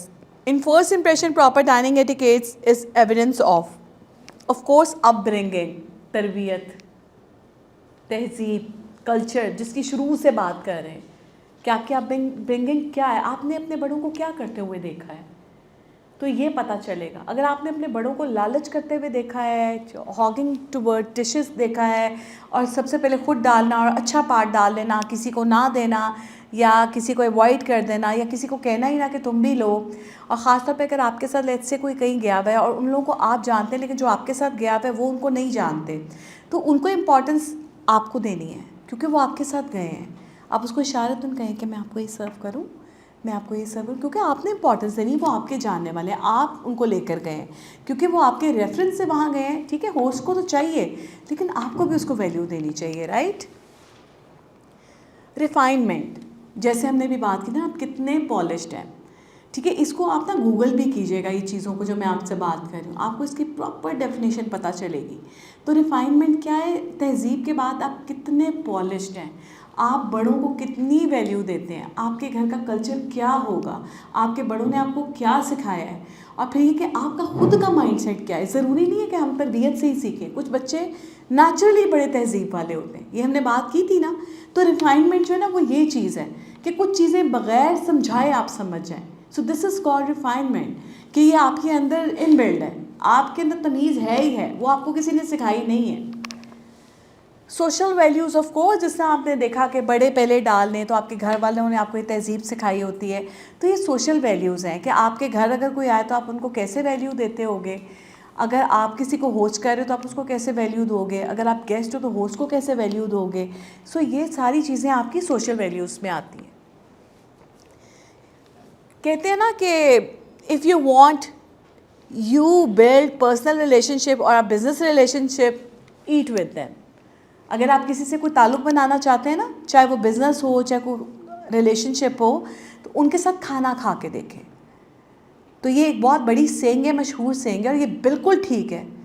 इंसान की कदर का पता चलता है और उसकी तरबियत का पता चलता है और उसकी खसलत का पता चलता है। खसलत का पता चलना बहुत इंपॉर्टेंट होता है, ख़ास तौर पे जब आपने किसी के साथ रिलेशनशिप कायम करना है या बिज़नेस डील करनी है। If you really want make a friend, go to someone's house and eat with him, her/her. The people who give you their food give you their heart. अब मैंने आपको ये 3 डिशेस का क्यों कहा है? देखो, 1-2 डिशेस तो हर कोई घर में बना लेता है, किसी को वैल्यू देना इज़ वेरी इंपॉर्टेंट। और आपको पता है, लोग खाने से याद रह जाते हैं। बचपन में हम भाग भाग के उन आंटियों के घर जाते थे जिनके घर का खाना बहुत मज़े का होता था, जो चॉकलेट केक ज़रूर सर्व करती थी, हमें बहुत अच्छी लगती थी। सो इस तरह की ना हमारी मेमोरीज़ बन जाती हैं। फिर चाहे क्योंकि देखो, कहते हैं दिल का रास्ता सीधा पेट से होके जाता है। ये सिर्फ आदमियों के लिए नहीं, औरतों के लिए भी है, क्योंकि नेसेसिटी ऑफ लाइफ है ना, और हमारा शौक़ है, हम सब खाते हैं। कौन ऐसा होगा जो बेचारा है नहीं खाए कि जी है खाना पड़ गया, नहीं, हम सब शायद थोड़ा खाते होंगे, लेकिन हम सबको खाने का शौक़ है, अच्छा खाते हैं, सुथरा खाते हैं, घर का बना खाना है या होटल का खाना है, लेकिन हमारी एक चॉइस होती है। सो ये जो चॉइस है ना हमारी, ये बहुत इंपॉर्टेंट रोल प्ले करती है हमारी ज़िंदगी में। तो जैसे आप खुद के लिए चाहते हैं ना, वैसे ही आप दूसरों के लिए एहतमाम करें। जैसा आप चाहते हैं कि आप कहीं जाएँ आपको इज़्ज़त दी जाए, वैसा ही एहतमाम उसके आने पे करें। प्लीज़, अब आपने फ्यूचर में जब जाना है ना, तो अब आपने जब मैरिड हो जाना है या कुछ, तो आपके घर अगर आपका भाई भी आ रहा है या आपकी बहन भी आ रही है और लेट्स से वो हर दूसरे तीसरे दिन आपकी तरफ आ रहे हैं, तो वैल्यू देना तो बनता है भाई। आपके हस्बैंड के बहन भाई होंगे और आपके बहन भाई होंगे, इक्वालिटी इज़ वेरी इंपॉर्टेंट। अगर आप अपने बहन भाइयों के लिए एहतमाम कर रहे हैं तो उनके बहन भाइयों के लिए भी एहतमाम करें, क्योंकि एक बात आप याद रखिएगा, आप अपने स्पाउस से, अपने लाइफ पार्टनर से जो मोहब्बत करते हैं ना, उसका इजहार का तरीका ही है कि आप उसके घर वालों से उतनी ही मोहब्बत करें, उतनी ही इज़्ज़त और कदर करें जितनी आप अपने घर वालों की इज़्ज़त और कदर करते हैं। तो जब आपने कल्चर बनाना है ना, तो कल्चर इन वैल्यूज़ को देने से बनता है। अकेला बंदा कभी कल्चर सेट नहीं करता। कल्चर सेट करने में लोगों का बहुत ज़्यादा इंपॉर्टेंट रोल होता है कि आपका बिहेवियर उनके साथ क्या है, आपका जेस्चर क्या है। तो इस तरह से कल्चर डेवलप होता है।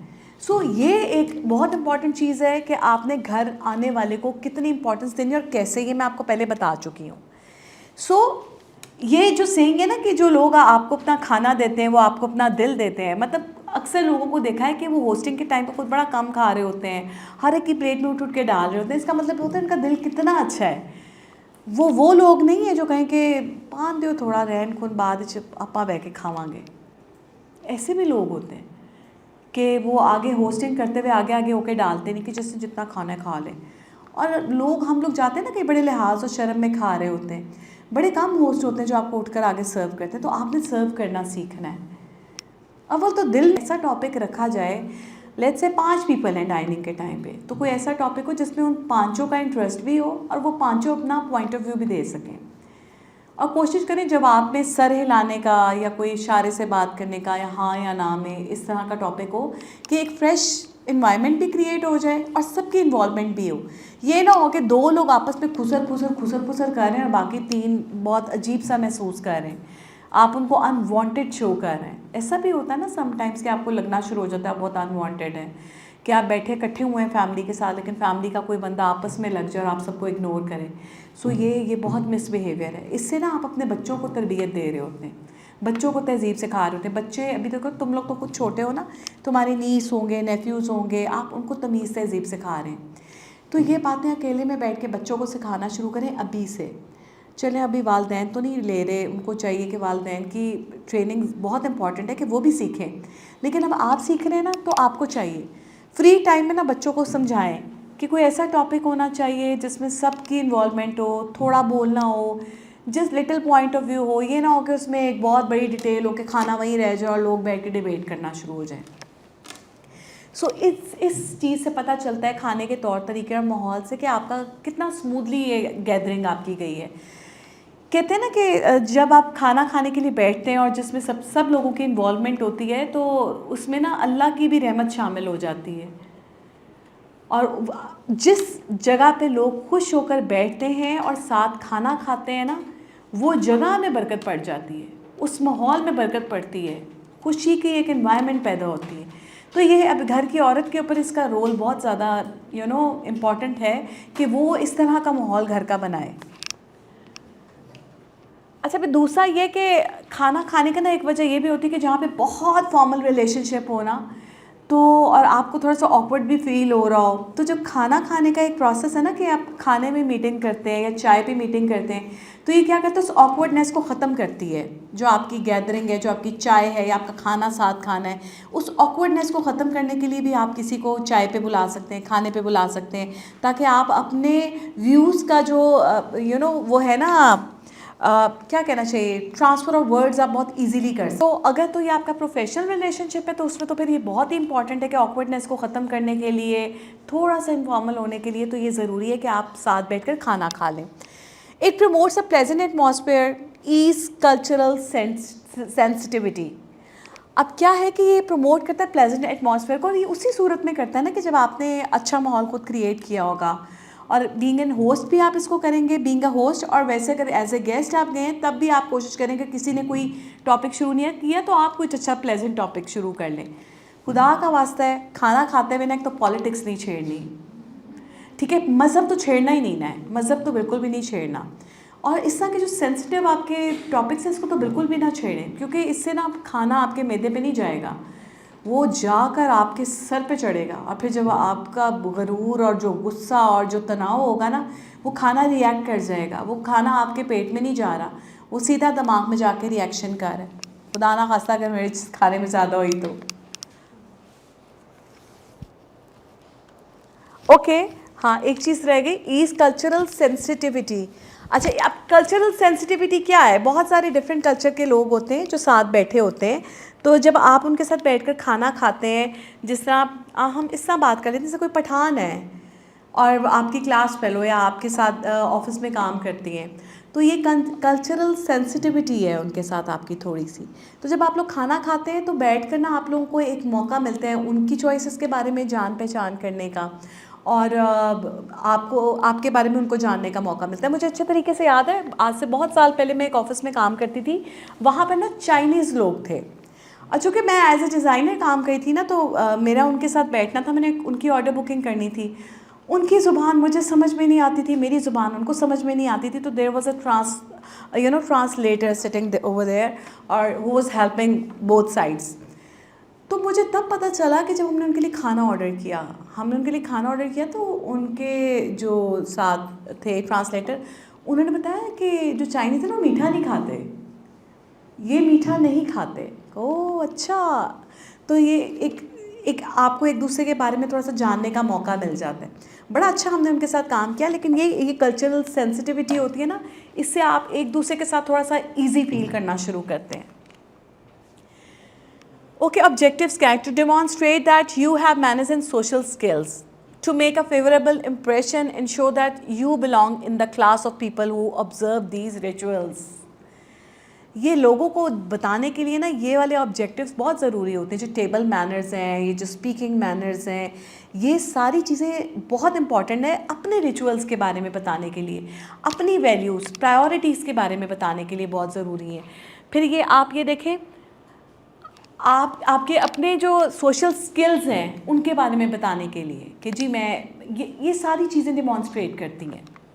How to set a table is very important. शुरू में मैंने बात की थी ना, मैं आपको एंड में बताऊंगी कि आपने किस तरीके से टेबल को सजाना है। अच्छा, अब छोटे छोटे रूल्स हैं, ये तो आपने देख लिया है, how to set a table. इसको थोड़ा सा ये सॉरी पीछे चला गया, बट आप लोग मेरा ख्याल है इसको देख सकते हो, आइडिया हो रहा है। How to hold your silverware correctly, आप देख रहे हो। अब इसने क्या किया हुआ है, लेफ्ट साइड से इसने फोक पकड़ा हुआ है और नाइफ को राइट साइड से पकड़ा हुआ है। हम क्या करते हैं, हम लेफ़्ट साइड से, मैंने अक्सर लोगों को देखा, वो कहते हैं इससे ज़्यादा इजीली कट जाता है कि आप फोक से राइट साइड से पकड़ते हो, होल्ड करते हो और लेफ़्ट साइड से उसको काटते हो। मेरे साथ भी यही था, मैं भी ऐसे ही करती थी। फिर मैंने सोचा कि यार मैं इसको ऐसे करके देखूं। मैंने लेफ़्ट साइड से फोक को जब प्रेस किया और इससे काटा तो वो ज़्यादा अच्छे से कट जाता है, तो ये ट्राई करके देखना। Okay, getting seated, never take your seat before being invited to do by your host. The gentleman should always help the lady be seated. Do not ever run around trying to help the person not sitting directly next to you. Always take your seat from left side of the chair. अभी छोटी छोटी चीज़ें जब आप बैठ रहे होते हैं तो उसके लिए इन्होंने आपको बताया है कि आपने कभी भी जो है ना अनइनवाइटेड कुर्सी लेके नहीं बैठनी, क्योंकि हर जगह पे तो नहीं, उन्होंने हो सकता है होस्ट को पता है उसने कहाँ पे किसको बिठाना है, आपके होस्ट को पता है उसका और भी कोई फॉर्मल गेस्ट आ रहा होगा, हो सकता है उसने मेन सीट उसको देनी और हम जाके वहाँ बैठ जाए, ना वो बेचारा रोकने जोगा ना उठाने जोगा, तो ज़रा थोड़ा सा ना वेट करना चाहिए कि वो आपको कहाँ बैठाता है।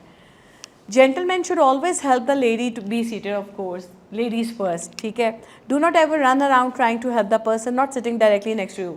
ऑफ कोर्स कोई आपके साथ नहीं बैठा हुआ, ना ही उसने बैठना है, अब आप उसको हेल्प करें, इधर आ जाओ उधर आ जाओ, क्यों भाई, आप होस्ट हैं, आप होस्ट नहीं हैं।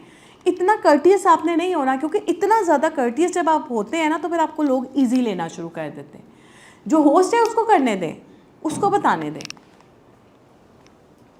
Always take your seat from left. जब आप कहीं जाते हैं और बैठने लगते हैं तो आपने राइट साइड से सीट को ड्रैग नहीं करना, आपने जब बैठना है तो आप लेफ्ट साइड पे आएंगे, उसको फिर ड्रैग करेंगे और देन आप बैठेंगे। हाउ टू यूज नैपकिन बेटा, the meal begins when the host और होस्टेस अनफोल्ड। वैसे इतना फॉर्मल हमारे यहाँ पे बिहेवियर होता नहीं है, बट फिर भी इन्होंने कुछ रूल्स एंड रेगुलेशंस बताए हैं जिसको हमने फॉलो करना है लाजमी। कहते हैं the meal begins when the host और होस्टेस अनफोल्ड हिज और हर नैपकिन, मतलब वो खाना डाल लेते हैं, उसके बाद जब खाना खाने लगते हैं ना तो वो अपने नैपकिन को ऐसे झाड़ते हैं। That is a sign that let's start eating. लेकिन अब वो क्या करें, आपने खाना ही ना डाला और अगला फिर वो फोल्ड करके रख दे तो फिर क्या होगा। हमारे जहन में तो इस तरह की बातें आती हैं ना, बट इट्स ओके। यहाँ पे आपको एक नॉर्मल जेस्चर दिया गया है कि आप अपने होस्ट को ज़रा देखें। यहाँ पे कहने का मतलब ये है कि जब होस्ट खाना खाना शुरू करे, आपने खाना बेशक डाल लिया है, लेकिन मैं आपको फॉर्मल एनवायरनमेंट की बात कर रही हूँ। आप ऑफिशियली कहीं बैठे हुए हैं और आपके बॉस ने आपको इनवाइट किया हुआ है। अब आपके बॉस और आप 5 से 6 लोग हैं, 10 से 12 हैं।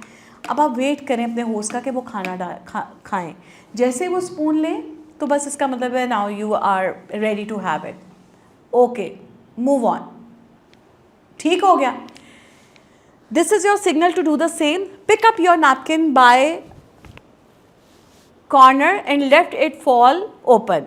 ठीक है, अब उस वक्त जब वो खाना शुरू करेंगे तो उस वक्त अब आपने अपने नैपकिन को लेना है, उसको बिछाना है और अब आपने खाना खाना शुरू करना है। ऐसे ऐसे करके शेक नहीं करना आपने उसको। कुछ लोग करते हैं ना ऐसे ऐसे करके फिर उसको खोलते हैं। आपने क्या करना है, अपनी लैप के ऊपर अपने उसको फोल्डेड नैपकिन को रखना है और नीचे ही उसको आराम से खोलना है और देन आपने उसको अपने ऊपर बिछाना है। डोंट क्लीन द कटलरी और वाइप योर फेस और nose with the table napkin. Of course, या आपने कटलरी गंदी लग रही है तो उसे नैपकिन से साफ करना शुरू कर दिया, नहीं। The napkin rest on the lap till the end of the meal. ये उस वक्त तक आपकी लैप पे रहता है या इधर टाई रहता है जब तक कि आप मील को एंड नहीं कर लेते। और अगर आपको बीच में कहीं वॉशरूम जाना पड़ जाए या आपके ऊपर कुछ गिर जाए और आपको साफ़ करने के लिए जाना है, क्योंकि ब्रेक नॉर्मली इसी टाइम पे लेते हैं, तो फिर उस वक्त आपने अपने नैपकिन को एक ख़ास शक्ल में रखना है। वो भी मैं आपको दिखा देती हूँ अभी आगे।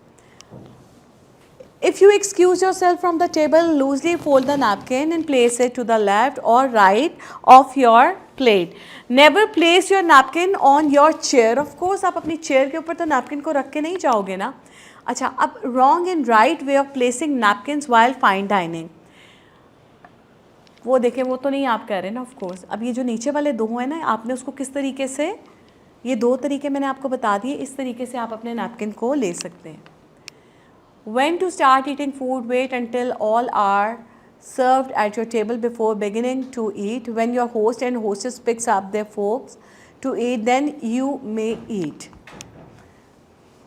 ब्रेकफास्ट टेबल सेटिंग, वो हमने जो पहले देखी थी ना, वो हमारी लंच टेबल थी। ये अब ब्रेकफास्ट टेबल कैसे आपने करनी है, क्योंकि इसमें तो चाय भी होगी ना, तो चाय को आप पहले रखेंगे और ग्लास जो पानी के उसको आपने उसके आगे रखना है राइट साइड पे।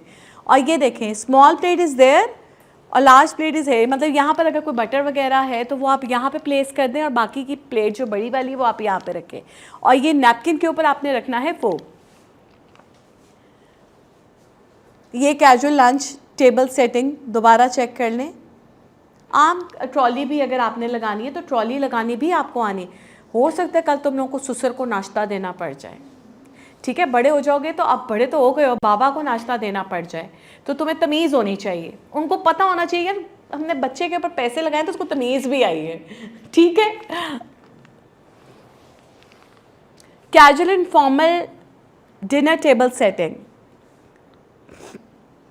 ये आपको इजीली गूगल से मिल जाएंगी, ठीक है, आप लोग निकालना ज़रूर। Greetings when meeting someone, rise if you are seated. Of course, जब आप कहीं गए में और कोई आता है बड़ा आ गया है तो, और समटाइम्स ये भी होता है कि होस्ट ज़रा लेट आता है और या घर का कोई बड़ा है जो वो लेट आ रहा है, तो आपको खड़े होना है अपनी सीट पे उनको वेलकम और अस्सलाम वालेकुम करने के लिए। Smile and extend your hand, हल्की सी स्माइल आपके चेहरे पर, पूरा जबड़ा खोल के नहीं स्माइल करनी शुरू कर दी कि तुमसे ज़्यादा किसी को खुशी नहीं है उनके आने की। थोड़ी स्माइल के साथ, डिसेंट वाली स्माइल। और उसके बाद आपने अपना हाथ बढ़ाना है, लेकिन छुड़ाने के लिए बढ़ाना है, ऐ नहीं कि हाथ ही फाड़ लेना है। और मैंने कुछ लोगों को देखा है हाथ पकड़ के, अब वो जब तक आप उनका पूरा हाल नहीं पूछ सकते वो आपका हाथ नहीं छोड़ते। तो अब तो गर्मी इतनी है ना, अब तो हम इतना नहीं कर सकते, you know. Handshake should be firm and held for 3-4 seconds. Introduce your self. अब आप अगर आप किसी से फर्स्ट टाइम मिल रहे हैं तो फिर अब आप उसको अपना इंट्रोड्यूस करवाएंगे. Before dining personal preparations. If you are the host make sure that is everything important available on dining table like water, tissue paper etcetera. समझ गए हो? ठीक है जी. Plates and glasses have been distributed. ये check कर लें हर जगह पे सबके लिए सब कुछ अवेलेबल है. All have seated. सब लोग बैठ गए हैं, उनकी जगह है proper. Your hands are clean. अब आप सर्व करने लगे तो क्या आपके अपने हाथ साफ सुथरे हैं? Now recite Bismillah and start food. ये ज़रूर क्या करो, बिस्मिल्लाह ज़रूर पढ़ा करो. बड़ा फॉर्मल और बड़ा ही खूबसूरत लगता है. ठीक है. कभी भी अपने घर मेहमान बुलाए हैं ना, किसी बच्चे को कह दो, ये बच्चे की भी तरबियत है, उसको कहो बेटा बिस्मिल्लाह पढ़ो, सबने खाना खाना है. मुझे आज भी याद है मेरे भाई को मेरी अम्मी ने नियत सिखाई थी, आउज़ुबिल्लाहिमिनश्शैतानिर्रजीम बिस्मिल्लाहिर्रहमानिर्रहीम. ए अल्लाह तेरा लाख लाख शुक्र है कि तूने मुझे मुसलमान बनाया और हमें अच्छा अच्छा खाना दिया. आमीन सुम आमीन. इसमें सब आमीन कहते थे. वो बहुत छोटा सा था और उसके बाद उसकी इतनी आदत हो गई थी कि हम कभी भी किसी के घर जाते थे तो वो कहते थे कि शेरी शेरी चलो दुआ करो. तो वो इतना क्यूट सा एक जेस्चर था ना. तो ये बच्चों को इस तरह की दुआ सिखानी चाहिए. हम लोग we are getting away of these things ना, तो इसीलिए मुझे लगा इस पर मुझे बात करनी चाहिए. ओके. ईटिंग मैनर्स में eat to your left, drink to your right. Start with the knife, fork और spoon that is farthest from your plate. It is never acceptable to ask other person that why they have not eaten all food. या उन्होंने इतना ज़्यादा क्यों नहीं डाला, और डाल लो. किसी की प्लेट पे देखना मैनर्स नहीं है. एक तो होता है ना आप होस्ट हैं, आप देख रहे हैं कि सबने खाना डाला है कि नहीं डाला. अगर आपको लग रहा है ना कि किसी ने नहीं डाला हुआ तो आप उसके आगे खाना सर्व करें, बजाय सबके सामने आप उसको कहें कि आपने ये नहीं डाला, आपने वो नहीं डाला. कुछ लोग नहीं पसंद करते, तो ये मैनर्स के ख़िलाफ़ है. Don't correct others if they are not using proper etiquettes. आपको सिखाने की ज़रूरत नहीं है. You are not mother. अगर आपने किसी को एटिकेट सिखाने हैं ना तो किसी और टाइम पे और पर्सनली अलग से इंडिविजुअली. ये नहीं कि 4 बंदों के सामने उसको बता रहे हैं ऐसे नहीं खाते ऐसे खाते. इवन के बच्चों को भी ऐसे आपने ह्यूमिलिएट नहीं करना कि कैसे खा रहे हो, ऐसे नहीं खाते. जब वो अपने स्मूथ टाइम में आपके पास उसको उस वक्त सिखाएं. अपने छोटे बहन भाई को उस वक्त सिखाएं कि आप उस वक्त ना ये मिस्टेक कर रहे थे, आपने ना आइंदा ऐसे नहीं करना. सॉफ्टली बात करें, प्यार से, वो समझ जाएगा. वो बहुत कम बच्चे होते हैं जो मार धाड़ और बदतमीज़ी से समझते हैं, लेकिन ये कि पहले आप खुद तो रोल मॉडल बन जाएं. और ये भी हो सकता है कि आप उसको ये कहीं खाते हुए कि देखो मैं तो ऐसे खाऊंगी, मैं तो ऐसे ज़्यादा अच्छी लगूंगी खाते हुए. तो आपका जो बिहेवियर है ना, वो आपकी स्पीकिंग स्किल्स जो हैं वो बहुत इंपॉर्टेंट हैं. कि आप किसी को अगर कुछ सिखा रहे हैं तो फिर आप तमीज़ से और प्यार से सिखाएं. और अपने इंडिविजुअल टाइम, उसका और आपका जो पर्सनल टाइम है ना, उस पर सिखाएं.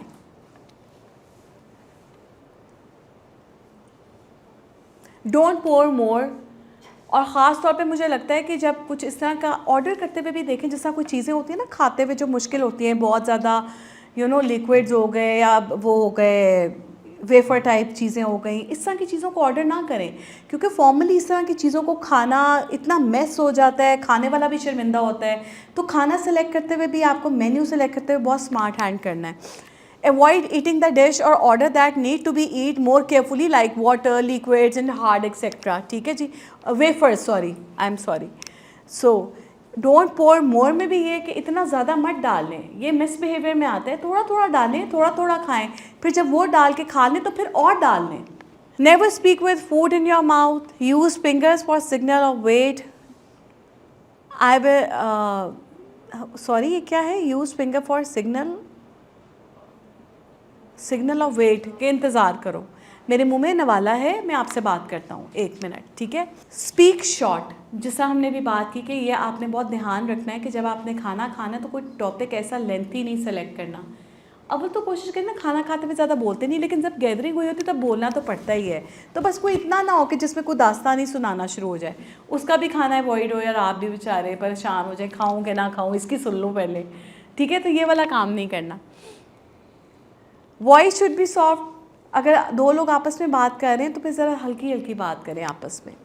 Choose pleasant conversation topics. Look 50% while speaking, look 70% while listening.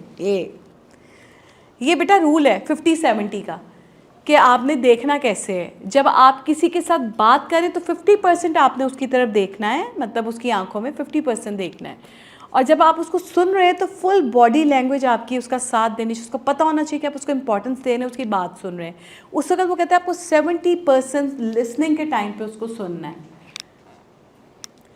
Interrupt ना करें। खाना खाते हुए अगर दो लोग आपस में कोई बात कर रहे हैं ना, तो आपको बीच में ना कोई ज़रूरत नहीं इंटरफेयर करने की।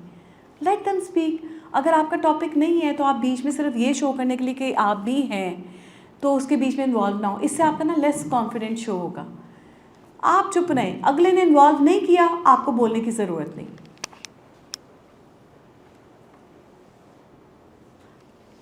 अगले बंदे को बात ख़त्म करने दें जिस वक्त आप खाना खा रहे हैं। ये नहीं कि आप भी खाना खा रहे हैं, वो भी खाना खा रहा है और वो बोल रहा है, अभी उसकी बात ख़त्म नहीं हुई और आप उसको टोक रहे नहीं, पहले मेरी सुन लो, मैं तुम्हें बताऊँ। हाइपर नहीं होना, इससे भी कॉन्फिडेंस आपका लेस शो होता है। Avoid spit spray while talking. Sorry, किसी को समझ आई मैंने क्या कहा है? कुछ लोग बोलते हैं ना, कहते हैं बोलते हुए ना मुंह अपना पीटा करते हैं। मैंने बचपन में ये वर्ड सुना था। ये क्या है? इससे आपने जो आपका सलाइवा है उसको कंट्रोल कर लिया है। करें सारे, आपको नहीं पता चलता, आप दिन में कई बार अपना सलाइवा कंट्रोल करते हैं। अगर हम ना करते होते ना ऑटोमेटिकली, अल्लाह ताला ने हमारे अंदर एक सिफ्त ना रखी होती तो इस वक्त हम सारे एक दूसरे के ऊपर स्प्रे कर रहे होते। तो जो लोग नहीं करते या जिनको कोई थोड़ा सा मेडिकल इशू होता है सलाइवा का, तो वो बात कम करते हैं, स्प्रे ज़्यादा करते हैं। दूसरा, हमेशा बात करते हुए बॉडी जेस्चर में हमें पड़े डिस्टेंस क्रिएट करें, ताकि अगर आपको ये मसला है भी ना तो आप दूसरे की प्रॉब्लम ना क्रिएट करें। The host will signal the end of the meal by placing his or her napkin on the table. At the end of the meal, leave the napkin semi-folded at the left side. बेटे वो मैंने आपको picture में दिखाया, अगर आप लोग देख सकें, ठीक है? अपनी लेफ्ट साइड पे आपने प्लेस करना है इस तरह से। जो मिड वाला पार्ट होता है ना उसका नैपकिन का, उसको आप उठा लेते हैं ऐसे और बाकी को आप इस तरीके से साइड पे रख देते हैं। तो यहाँ पे पता चलता है कि अब आपका खाना एंड हो गया। The silent language of dining, ये सीखो। CSS किसने करना है? किसी का इरादा है? इंशाल्लाह आप लोग ये रूल सीखो। वहाँ पर तो आपको ट्रेनिंग दी जाएगी, लेकिन उधर जाने से पहले आपके इंटरव्यू में ना आपकी ये चीज़ें ऑब्ज़र्व की जाएंगी।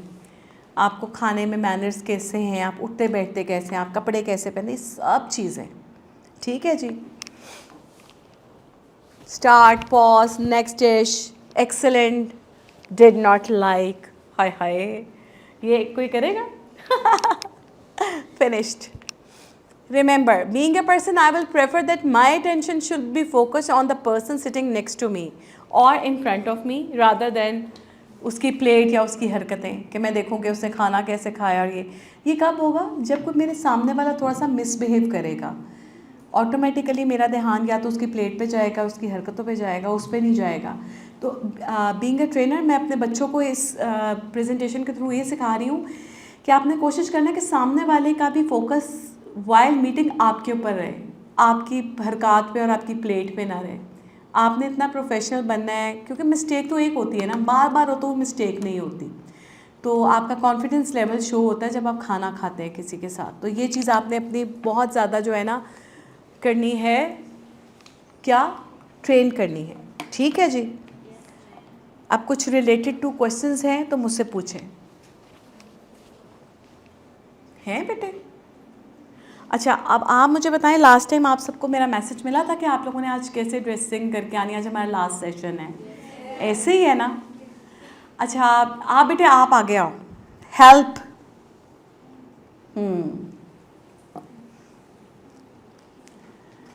बेटे आपने ना मेरी सारी बच्चियों में से मैं आपको रूल बताती हूँ, उसके ऊपर आपने फोकस करना है। Head to toe same colour होना चाहिए, ड्रेस सॉलिड कलर का होना चाहिए, ज्वेलरी पर्ल्स की होनी चाहिए और मेकअप सॉफ्ट होना चाहिए। ऐसी बच्चियों को ना यहाँ पर लेकर आएँ। आपको देखना है, ठीक है? देख लें आप। सॉलिड कलर का ड्रेस होना चाहिए, no print no design, pearls की ज्वेलरी होनी चाहिए। कौन? आपको लग रहा है कि ये सॉलिड कलर के ड्रेस में ओवरऑल दुपट्टा जो है वो प्रिंटेड है ना? जिस बच्चे ने इस तरह की ड्रेसिंग की हुई है जो मैंने बताई है वो हाथ खड़ा करें। प्रिंटेड कपड़े नहीं होने चाहिए बिल्कुल भी, सर से लेके पाँव तक। ज्वेलरी मिनिमल होनी चाहिए। तो आप बेटे खड़े होके इधर आओ। बेटे जिसने हाथ खड़ा किया वो प्लीज़ इधर आए। आ जाओ, आपने हाथ खड़ा किया है। Be confident.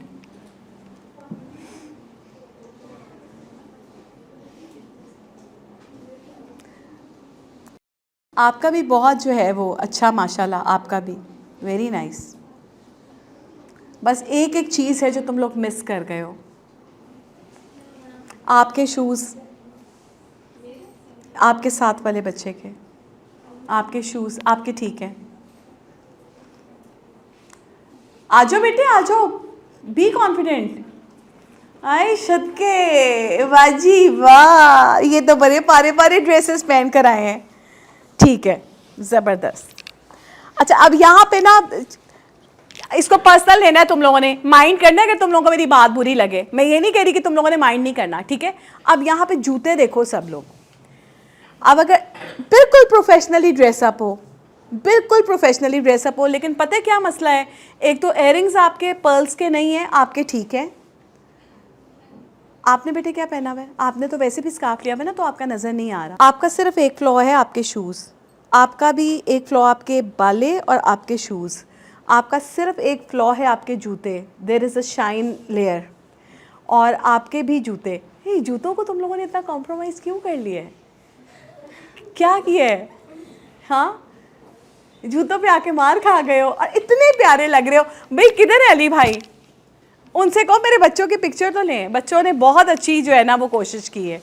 Very nice. अच्छा, तुम पांचों फ्रेंड्स हो? या इनके लिए ना क्लैपिंग होनी चाहिए। ज़बरदस्त, बहुत अच्छा। मैं आप लोगों को अप्रिशिएट कर रही हूँ। आप लोगों ने वाकई बड़े अच्छे तरीके से जो है ना वो इसको कैरी किया हुआ है। वंडरफुल। अच्छा, और मैं आपकी मैंने पिक्चर लेनी है, आप लोग इधर ही रहो। Very nice. आपका भी बेटे अच्छा है। बस एक दुपट्टा जो है ना ये आपको प्रिंटेड नहीं लेना था। इसको ओवरऑल आपने आइंदा से प्लेन में रखना है, ठीक है? सॉलिड कलर पूरा। जूते बिल्कुल परफेक्ट हैं। आपका भी बेटे बिल्कुल ठीक है, ज़बरदस्त। जूतों के साथ काफ़ी हो गया ना, क्योंकि जूतों की दफ़ा हम आके कहते हैं कि थोड़ा इजी भी होना चाहिए बंदे को। ऐसा ही है ना? यू आर वेरी नाइस, माशाल्लाह। और भी इधर बच्चे मुझे दिखाएं। आगे हो के देखो। नाइस ड्रेस, शाबाश, वेरी गुड। बच्चों ने बहुत अच्छे तरीके से अपने आप को ड्रेसअप किया। चीज़ों में टाइम लगता है, वो इसमें कोई मसला नहीं है। बेटे आप लोग भी मुझे अपने शूज़ दिखाओ, आप लोगों ने कौन से शूज़ कैरी किए? ठीक है, हो गया। पिक्चर ले लिए भाई, बच्चों की अच्छी से पिक्चर ले ली है। थैंक यू मेरे बच्चों, बहुत अच्छी आप लोगों ने कोशिश की है। ज़बरदस्त, वेल डन। एक दफ़ा फिर क्लैपिंग होनी चाहिए। बेटे आप इधर आ जाओ। बेटा आप भी आओ इधर, आप भी आओ, आप भी आओ। बेटे आप भी आओ।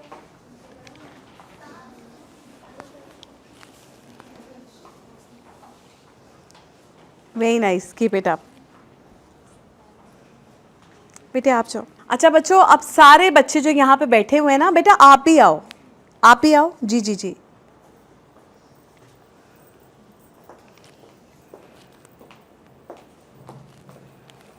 अच्छा, अब आप सबके सामने ना ये बच्चे खड़े हुए हैं, आप सबको नज़र आ रहे हैं?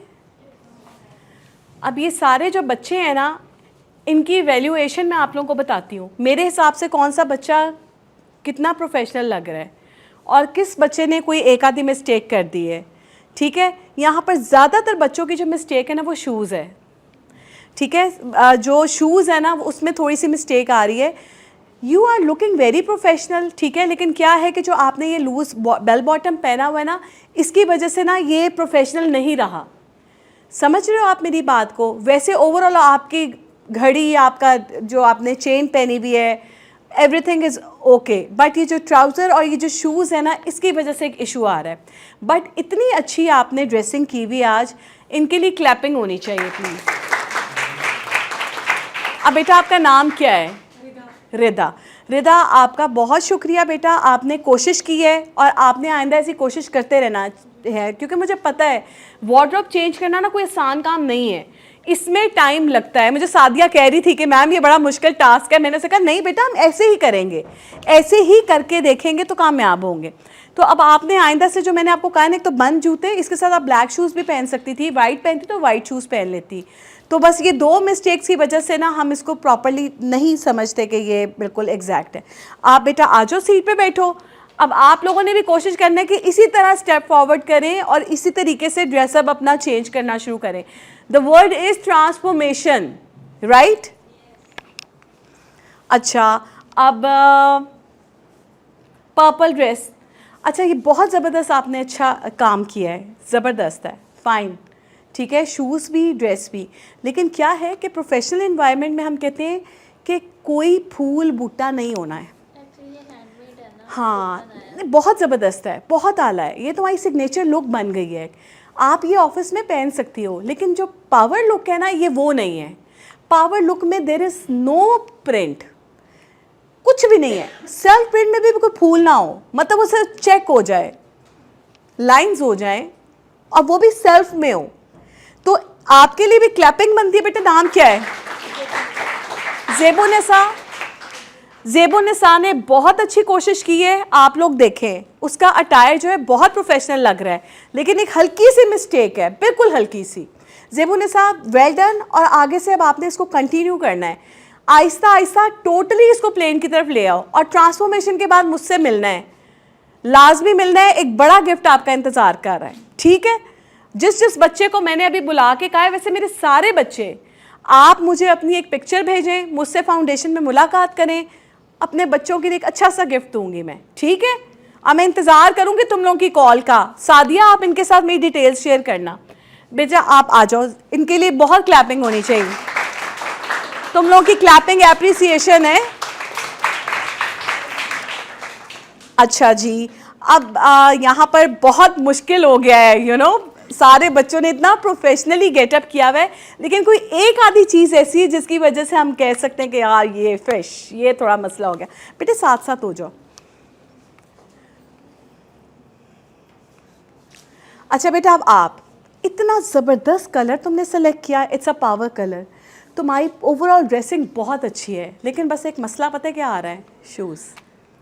अच्छा, अब ये बंद भी हैं, लेकिन आगे से जो टो ओपन शूज़ होते हैं ना, इससे प्रोफेशनलिज्म हर्ट हो जाती है, समझ रहे हो? उसमें वो जो आपका एक जेस्चर होता है ना कि मैंने फ़ौरन देखते मुझे ना तुम्हारे पाँव का अंगूठा नज़र आ रहा है, यहाँ पे क्या होगी? Create distraction.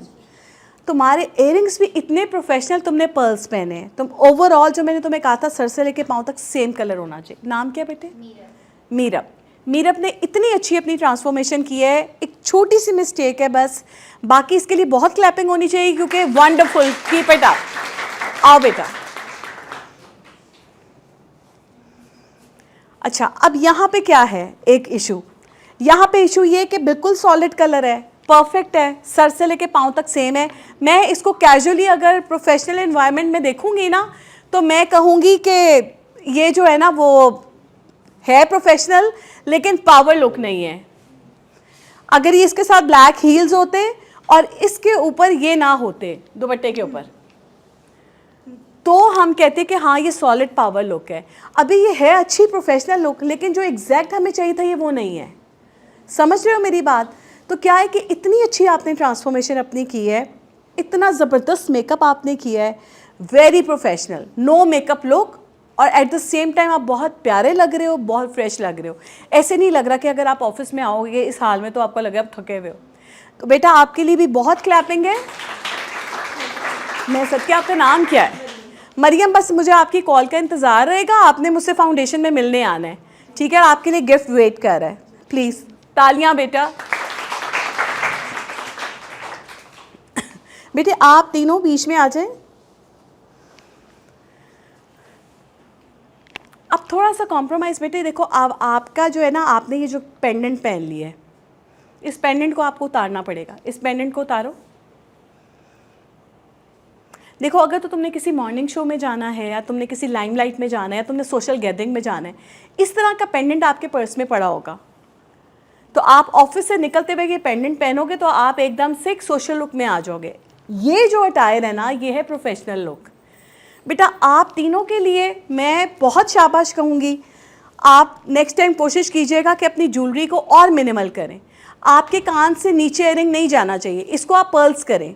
बाकी आपकी ओवरऑल लुक इज़ परफेक्ट। जैसे मैंने कहा था कि सर से लेके पाँव तक कलर सेम होना चाहिए। बेटा, गिफ्ट्स लेकर आए हो?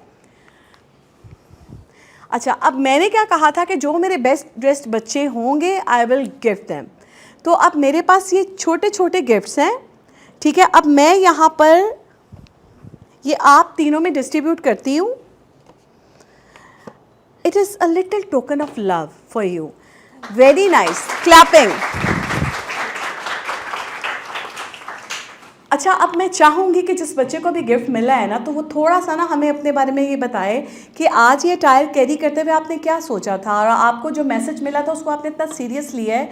तो आपने ये टायर ड्रेसअप होते हुए आपको कितनी कोशिश करनी पड़ी? ये ड्रेस आपने स्पेशल बनाया है कि आपके पास अवेलेबल था? ठीक देख रहे हो आप लोग इसका टायर, है ना? बेटा, आप आ जाओ। अच्छा, अब ये आप पहले मुझे ये बताओ ना, ये जो कार्ड आपने गले में पहना हुआ ये क्या है? यूनिवर्सिटी का कार्ड। अच्छा, कौन सी यूनिवर्सिटी से आ रहे हो? आज सबके लो भी, इसके लिए भी क्लैपिंग होनी चाहिए। अच्छा, मैंने कोशिश की है कि जो चीज़ मैं इस वक्त आपको दे रही हूँ ना, आपकी पूरे अटायर में एक ज्वेलरी का मैंने आपको कहा है, ये ना एक पर्ल्स की ही ज्वेलरी है। आप नेक्स्ट टाइम जब मुझसे मिलने आएँ तो सॉलिड कलर के ड्रेस में जब आएँ तो उसके साथ आपने ये पर्ल्स का सेट पहनना है। ये पर्ल्स का नेकलेस और पर्ल्स के टॉप्स हैं, ठीक है। I try to add value in your wardrobe. Thank you so much. Have a seat, please. अच्छा, अब बेटा आपका तारुफ? Rimsha Salim from University of the Punjab, Institute of Applied Psychology. Very nice. Actually, I was not feeling well today. That's why. ओए सदके, कोई बात नहीं, ये गिफ्ट ले ले बेटा। ओए सदके, भाई क्लैपिंग होनी चाहिए, मेरे बच्चे की तबीयत ठीक नहीं है। अच्छा, आप लोगों ने देखा है टायर इन बच्चों का? सब बच्चे बड़े अच्छे ड्रेसअप होके आए, लेकिन किसी ने एक आर्टिकल से और किसी ने एक आधे ऑर्नामेंट से और दो चीज़ों से मार खा ली। अच्छा, नेक्स्ट टाइम आप लोग कोशिश करें, अगर मेरे से मुलाकात आपकी हो सके और यहीं पे हो सके तो आप मेरे से, आप सादिया से कीजिएगा, टाइम फिक्स कर लें और आप लोग ज़रूर मुलाकात के लिए आएँ और मुझे बताएं कि आप लोगों ने कब आना है। और जिस अटायर में मैंने आपको कहा है वो ट्रांसफॉर्मेशन मैं देखना चाहती हूँ। एक्चुअली वो मेरा ड्रीम था कि मैं लास्ट स्टेप देखूं कि मैंने बच्चों को ट्रांसफॉर्म किया या नहीं किया। तो मुझे उम्मीद है आज का जो मेरा सेशन है आप लोगों ने पॉजिटिव वे में लिया होगा। कुछ माइंड किया तो मुझे बता दो, नहीं किया ना? मेरा बहुत प्यार है सब बच्चों के लिए, आप सब बच्चों के लिए जो स्टेज पे आए, ख़ास तौर पे आप लोगों ने बहुत हिम्मत की है, बहुत हिम्मत की है। अल्लाह ताला आप सबको बहुत तरक्की दे। और मैं दुआ करती हूँ कि कल कहीं फ़ख्र से खड़े होकर मैं सुन रही हूँ कि मेरे बच्चे कह रहे हैं कि हमारी ट्रांसफॉर्मेशन में समन असद का बहुत हाथ है। थैंक यू मेरे बच्चों।